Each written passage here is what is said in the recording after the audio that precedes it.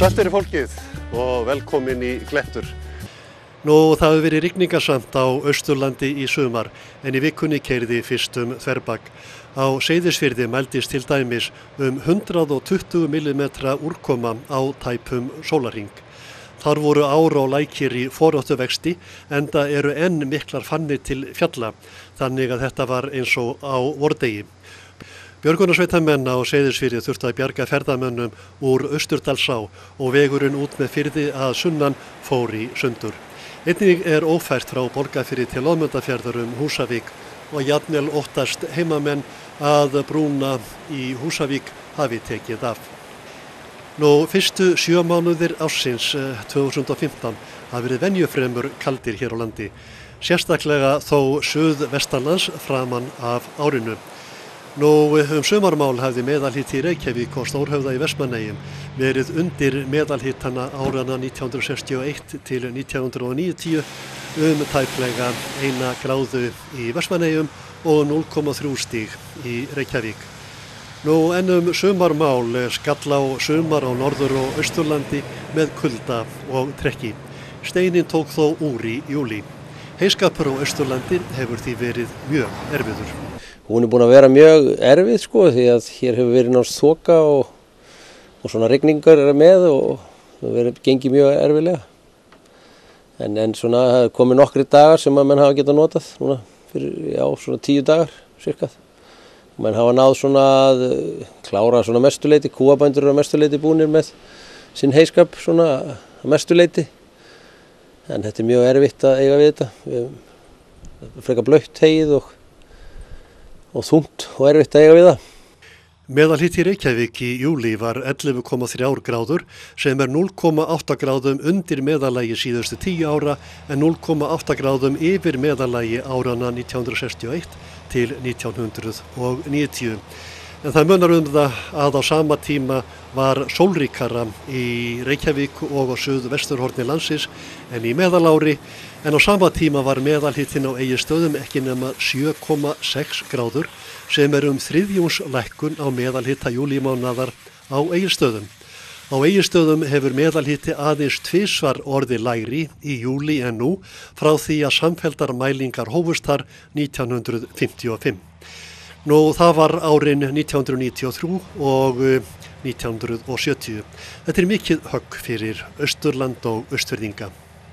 Já, þetta er gífurleg breyting frá síðasta sumri sem var náttúrulega bara, hér var bara sól alla daga í fyrra og þetta er náttúrulega ofsaleg breyting fyrir okkur og við eigum erfitt með að meðtaka þetta hérna á Austurlandi að láta svona koma í hausinn á okkur En þetta er við höfum mikla aðlögunarhæfni og við lögum okkur að þessu bara. Reynum að gera okkur besta úr þessu. Ástæðan fyrir þessu er meiri loftþrýstingur yfir Grænlandi á sama tíma og þrýstingurinn hefur verið undir meðallagi austur og suður af landinu. Afleiðingin er þrálát norðaustanátt og sennilega er þetta einn af 5 köldustu júlímánuðum frá því að mælingar hófust hérlendis. Lægstur var meðalhitinn í byggð í Möðrudal 5,9 stig. Lægsti hitinn á mannaðri stöð mældist á Grímsstöðum á Fjöllum þann 29. júlí en þá fór frostið þar í 1,5 stig. Þar við bætist að úrkoman á Austurlandi hefur verið langt yfir meðallagi. Bændur þar hafa margir hverjir geta bjargað sér með rúlutækninni þegar þurrk hefur gefið en án hennar væri að skapast neyðarástand hjá bændum á Austurlandi. Menn hafa náttúrulega notað öll möguleg ráð en fyrst og fremst er náttúrulega rúlutækni sem hefur bjargað þessu núna. Bændur á Austurlandi hafa gernýtt þá þurrkdaga sem gefist hafa og það eru ekki allir bændur sem nota rúlutæknina. Til dæmis er það Þorsteinn Bergsson bóndi í Unaósi sem bakkar sitt heim með gamla laginu og þarf því að þurrka það betur en þeir sem rúlla. Bændur óttast að heginn geti orðið illa verkuð þótt menn reyna að bjarga því sem bjargað verður með íblöndunar efnum leið og rúllað er. Þetta kostar allt pening en ef maður næra að bæta og gera hegi gott þá er þetta kostnaður sem maður borgar sig. Kannski hefur það bjargað ykkur að það er búið að vera mjög kalt. Hér hafa verið svona 5-7 gráður alla daga og allan júlí og þannig að vöxturinn hefur verið frekar hægur í þessu grasi og þannig að það hefur kannski bjargað ykkur en sumt af þessu hegi frekar lélegt, myndi ég halda. Yfirleitt bjargast þetta nú yfirleitt hjá mönnum en þetta örugglega sums staðar gæti orðið frekar lítil hegi vegna þess að hér var kal hjá nokkrum bændum verulegt og ég held að það gæti verið svolítið erfitt fyrir þá vegna þess að þeir unnu upp mikinn hluta túnunum sínum og það nánast engin uppsker af þeim eins og vegna bara það vex ekki sko. Grænfóður og annað, þetta allt saman bara eins og maður vanur að sjá það í byrjun júlí á þessum degi sko, byrjun ágúst. Nú bændur á Austurlandi eru misjafnlega vel eða illa staddir við heyskapinn eftir því hvernig á það litið. Vegna kuldans hefur sprettan verið hæg, þannig að heyskapur rétt hafinn á sumum bæjum, til dæmis inn á Jökuldal. Og langtímaspáin ekki sérlega glæsileg. Það því þungt hljóð í bændum fyrir austan. Já, þetta koma svona leiðinda dagar inn í hjá manni sko, ég nú að viðurkenna það að þetta ekki alltaf gaman en svo styttir upp og þá verður voða gaman hjá manni og maður nær einhverju hegi og þá lagast skapið og allt saman hjá okkur. En bændur eru þó ekkert á því að gefast upp. Þeir segja að öll stytti upp síður. Já, ég vona það, já. Ég svo kannski hef ekki alveg upplýsingar allt hér á svæðinu en ég held nú samt að þetta gæti svona bjargast en eins og ég sagði áðan, það eru kannski þessir aðilar sem lentu í kali og öðru sem getur átt frekar erfitt með að ná heyforða en menn ná allavega kannski nógu hegi en spurningum gæði. Nú til að létta okkur geðið í rigningu og sudda rétt að hlusta á sumarlag og horfa á raunverulegar sumarmyndir en þær eru ekki frá því í sumar, það sjálfsögðu. Ég vil fara upp í sveit, þar í sumar vil ég vinna, veit ég þar margt að finna. Ég vil reyna eitthvað nýtt, því ég veit að allir elska kaupa konur og í jeppa aftur skreppa. Ýmislegt mun gerast þar sumarkvöldin, þá með einum oft í leinum. Ein ég farið það mig skada getur ekki neitt og mig dreymir oft það sem þar gerist þegar sólin rennur síla bak við fjöllin, því að sveitin engu lík. Ljósmyndamyndina, það gamla lagið. Ljósanótt við leiðumst okkar vel, við lækinn bak við ásinn þú og ég, og hvað þar verður hvíslað veit ein nema lækinn hann hlustar.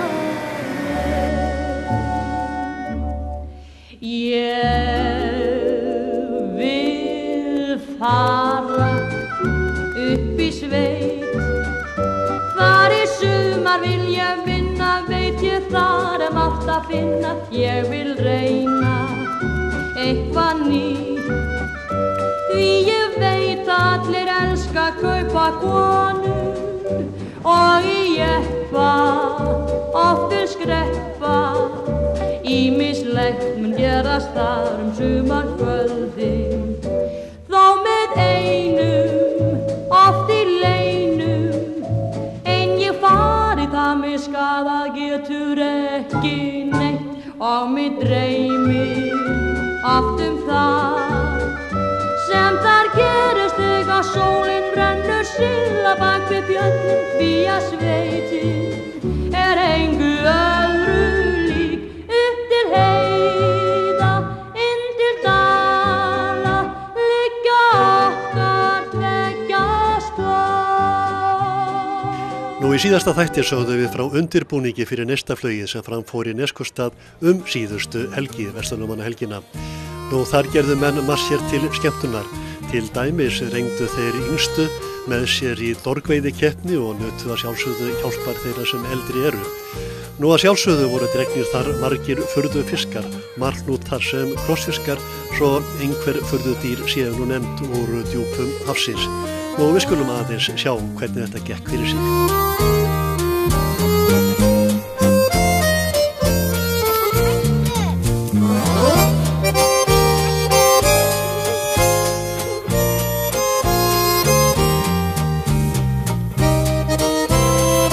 En menn reyndu líka fyrir sér í íþróttum.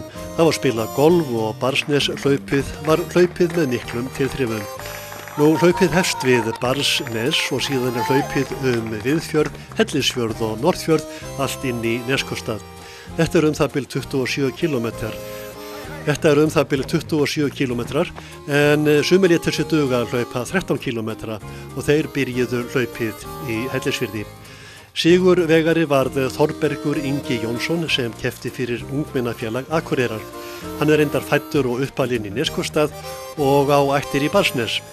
Nú Þorbergur lét sér ekki duga að hlaupa þessa 27 kilometra því þegar hann kom í mark í Neskostað tók hann sprettin upp fjallslíðina snarbratta fyrir ofan bæinn og hljóp upp í það bil 700 metra hæð og síðan til baka aftur. Nú ýmislegt var til skemmtunar á Neistaflugi. Til dæmis áttu þeir félagarnir Gunnar og Felix að vera þar potturinn og pannan eins og þeir hafa verið undanfarin 15 ár. En þegar til kom var það aðeins Felix sem mætti á svæðið. Gunnar hafði nefnilega lent í hremmingum fyrir rúmlega viku. Það stóð í honum kjötbiti og gekk á ýmsu áður en kjötbitinn loksins náðist upp, en þá var Gunnar kominn á sjúkrahús og eftir köstin voru lúnabólga og barkabólga og einnig höfðu brotnað einhver rifbein að þér talið var við hamagangi sem varð við að ná kjötbitanum upp. Farið frá krakka mínir, við viljum ekki vera fyrir. Einhver slasaður í brekkunni? Það var því talið næsta víst að Gunnar yrði á sjúkrahúsinu yfir verslunarmannahelgina en þegar brekkusöngurinn var að hefjast kom sjúkrabíll vaðandi öllum að óvörum með rauð blikkandi ljós og sírenur og hver var innanborðs annar en Gunnar Helgason. Nú að sjálfsögðu brutust út mikil fagnaðarlæti á svæðinu.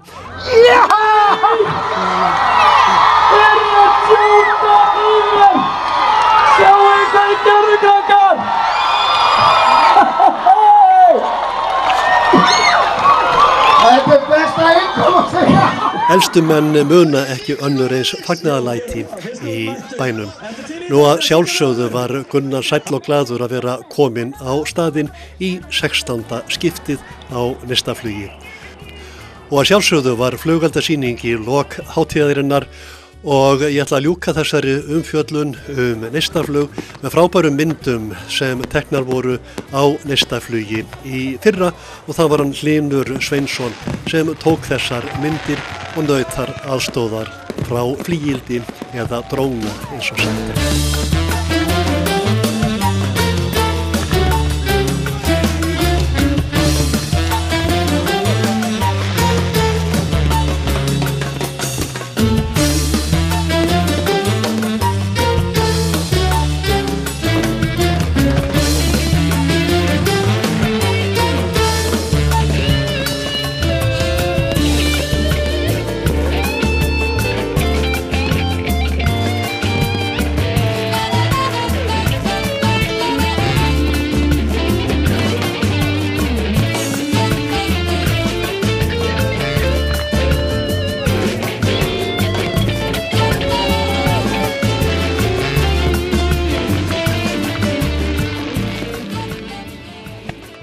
Dýrfjöll eru einstaklega tignarleg hvar sem á þau litið. Þess vegna geta héraðsmenn og borgfirðingar unað glaði við sitt þótt margir þeirra gamnir sér við að þræta hvor hlíðin Sparihlíðin, Borgarfjarðarhlíðin eða sú sem snýrað héraði.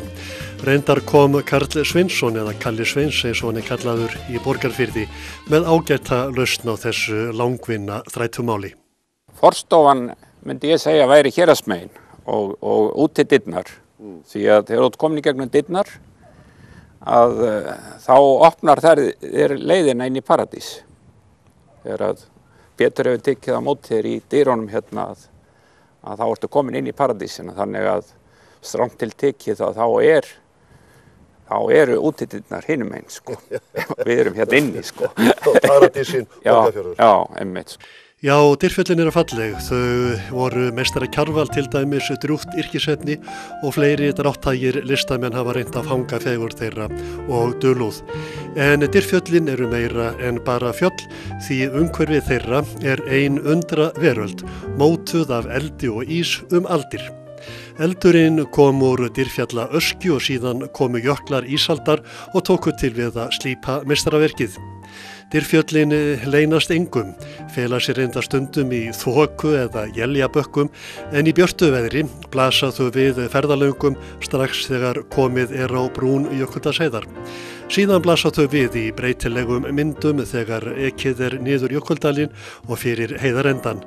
Nú viljið menn njóta þeirra í botn er best að aka út Hróarstungu og austur yfir hana hjá Hallreiðarstöðum og Kirkjubæ. Síðan má fara yfir Lagarfljót hjá Lagarfljótsvirkjun og síðan upp í Vatnsgarð hjá Unaási. Þaðan er hægt að ganga að rótum fjallana eftir merktum leiðum. Það er hægt að hefja gönguna skammt innan og ofan við Unaós. Sú leið er 7,5 kílómetri. Aðrir kjósa að fara alveg upp í skarðið og hefja gönguna þar. Sú leið er það bil 7,5 kílómetri. Nýjasta leiðin hefst hins vegar við innri Hríshöfða Njarðvíkur megin við skarðið. Þessi leið er styttri en þær fyrrnefndu 4,5 kílómetr. Þessi leið var mörkuð samkvæmt verðlaunatillögu frá Erik Rönning Andersen en Borgarfjarðarhreppur og Fljótsdalshérað sameinuðust samkeppni að tillögum bætt aðgengi að þessu svæði. Næst liggur fyrir að reisa þjónustu og útsýnishús á héraðsbrún Vatnsskarðsins sem væntanlega rís nú í haust. Allar þessar leiðir eru stikkaðar en vegna snjóa hefur verið illfært í urðina í sumar. En Hjalti Stefánsson, myndatökumaður okkar að héraði, lét sig ekki muna að skokka þetta með myndavél og þrífótum síðustu helgi. Samferða honum var gönguhópur frá ferðafélagi Fljótsdalshéraðs undir leiðsögn Hjördísar Hilmarsdóttur. Þetta er árviss viðburður þar. Förum hingað í stóruð alltaf á sunnudaginu og verslunarhelgi og við göngum alla sunnudaga ársins. Og hérna er alltaf, þetta er eina perlunum okkar, einna fallegastu stöðum hérna á Austurlandi. Annar kannski á tveimur ef ég segi mitt álit. Og það er alltaf gaman að koma hérna. Ég hef komið hérna 20-25 sinnum og alltaf gaman. Þegar komið er að rótum Dyrfjalla í svonefndan Urðardal gefur nú aldeilis á að líta. Þar er stór urð sem sumir nefna reyndar Hrafnabjargar urð enda er þessi náttúruperla í landi Hrafnabjarga í Hjaltastaða Þingá. Þarna er fáséð furðu veröld, að mörgum talin ein skærasta náttúruperla landsins og þótt víðar væri leitað. Það eru hins vegar ekki nema nokkrir áratugir síðan landsmenn áttuðu sig á þessari gersemi. Í Stórurð má sjá þussabergsbjörg af ýmsum stærðum og gerðum, sum minna á fjölbýlishús stórborgana en önnur á smáhýsi eða skip á reki. Sá sem skapaði þetta meistaraverk hefur raðað sumum björgunum upp í hóla og hæðir en milli þeirra hefur hann sett litlar blágrænar tjarnir og þess utan eru eggsléttir grasbalar. Á milli bjarganum má finna burkna, skollafingur og sveppi svo eitthvað sé nú nefnt. Og til að kóróna listaverkið sitrar Urðardalsáin milli stórra steina. Það er svo gaman að koma hérna og horfa niður í urðina, það er mjög stórkostlegt og leita inn í fjöllunum og gaman líka þegar snjór og þetta er svo misjafnt, þetta er aldrei eins fyrir þetta veðráttunni. Þessi stórkostlegu klettar hérna og tjörnin og hinn grænbláa tjörnin. Það er bara allt svo yndislegt finnst mér, bara alveg frábært. Fræðimenn telja líklegast að þessi undra veröld hafi orðið til í samspili elds og ísa. Móbergið hefur orðið til við sprengigos í Dyrfjallaöskju en síðan hafi jöklar ísaldar tekið til sinna ráða við að slípa listaverkið. Þeir slípuðu af tinda og bríkur, gerðu dyrnar í Dyrfjöllin en síðan hafa björgin borist með skriðjöklinum niður í Urðardalinn og jafnvel á haf út. Mér finnst þetta einn fegursti staður Íslands. Ég hef komið hérna nokkur sinnum og ég er til í að fara hérna margoft til viðbótar. Þetta er bara æðislegur staður og ég hvet fólk allt land til að heimsækja þennan stað. En eins og áður sagði eru merktar gönguleiðir í Stórurð. Það ágætt fyrir þá sem huga á ferð að skoða þessar leiðir vel á korti áður en lagt á stað. Það til dæmis hægt að fara hringinn, byrja Njarðvíkurmegin og enda Héraðsmegin eða öfugt. Fyrir þá sporléttu hægt að ganga yfir í Borgarfjörð, sunnan eða norðan við Dyrfjöllin. Norðurleiðin styttri og það farið niður í Jökuldalinn, niður með Jökulsá og endað við gömlu réttin á sunnan og ofan við þorpið í Bakkagerði. Þetta held ég sé eina af vanmetnustu stöðunum hérna á Austurlandi og ég held að það hræðir fólk rosalega oft hversu að halda sér langt og erfitt að labba hingað.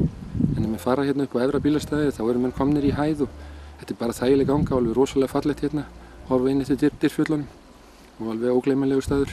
Skúli Júlíusson, fjallaleiðsögumaður, hefur farið margar ferðir í Stórurð og síðan yfir til Borgarfjarðar, ellegar þá byrjað í Borgarfirði og endað í Vatnsgarðinu.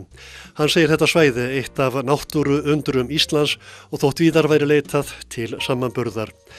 Hann oft leiðsögumaður erlendra ferðamanna sem eiga vart orð til að lýsa þeirri upplifun að ganga þessa leið. Skúli hefur einnig farið með fjallamenn á Súlu sem hæsti tindur Dyrfjalla, norðan við dyrnar sjálfar. Hann var fyrst klifinn 1952. Þá gengu Sigmar heitinn Ingvarsson á Seljamýri og Jón Sigurðsson á Sólbakka á tindinn. Jón hljóp reyndar fyrst á Svartfell til að hita sig aðeins upp. Nokkrum vikum áður höfðu knáir héraðsmenn Vilhjálmur Einarsson, Jóhann Ólason og Steinþór Eiríksson klifið Stöpulinn sem sunnan við dyrnar.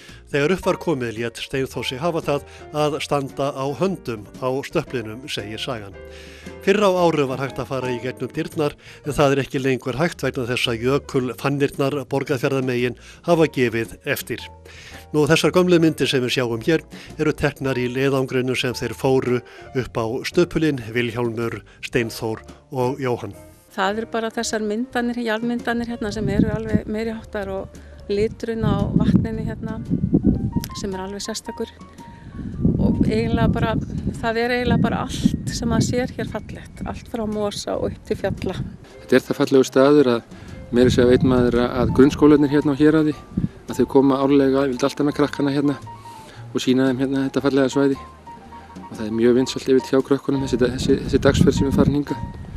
Og bara svona til þess að nefna að það var maður að deila inn á Facebook myndum frá útlendingum sem voru að skoða mest svona hidden treasures, þess að földu fjársjóði á Íslandi og hérna Víknaslóðirnar og Stóraður lendi þar í fyrsta sæti hjá þessum útlendingum. Þannig að ég held að þessi fleiri sem að sjá það að þetta alveg ægilega eftirminnilegur staður. Þegar maður horfir á þessi grjót hérna og veltir fyrir sig hvers konar orka og hvað gerðist hérna þegar að þetta myndaðist. Ég held að það sé mjög áhugavert að standa hérna fyrir ofan og horfa hérna niður og velta því fyrir hvernig í ósköpunum gerðist þetta. Já, það segir yfir bara vá. Það kemur og sér onni í urðina. Þetta einn fallegasta held ég og vinsalasta perla hérna hjá okkur. Við erum 5 tíma cirka, við erum 2 tíma hvora leið og svo klukkutíma í urðinni og ég hvet alla til að ganga hringinn í urðinni. Þetta er mjög auðveld ganga. Menn halda þetta sé að því þetta er það ofarlega, þá halda menn þetta sé mikil hæðaraukning en gönguleiðin mjög vel stikuð og auðvelt að sjá hana og menn eru komnir í hæð þar sem menn leggja. Það er 150 metra brekka sem þarf að komast upp og eftir það þetta bara mjög þægileg ganga. Þannig að það eiginlega hver sem fólk bara velur sér hraða við sitt hæfi og þá bara fyrir sjálf mig sem dæmi að þá var ég að skríða upp úr 11 daga lúnabólgu og þetta ég fann ekkert fyrir þessu, þannig að ef ég geta eftir lúnabólguna þá held ég að flestir allir geti gert það. Þeir sem ætla að skoða þessa undraveröld verða ætla sér daginn í þá gönguferð. Það er líka gott að hyggja að veðri og veðurspá því það er lítið gaman að fara þessa leið í svarta þoku eða rigningarsudda nú sem hefur legið yfir fjöllunum langtímum saman í sumar. En ég segi bara góða ferð ef veður gefur.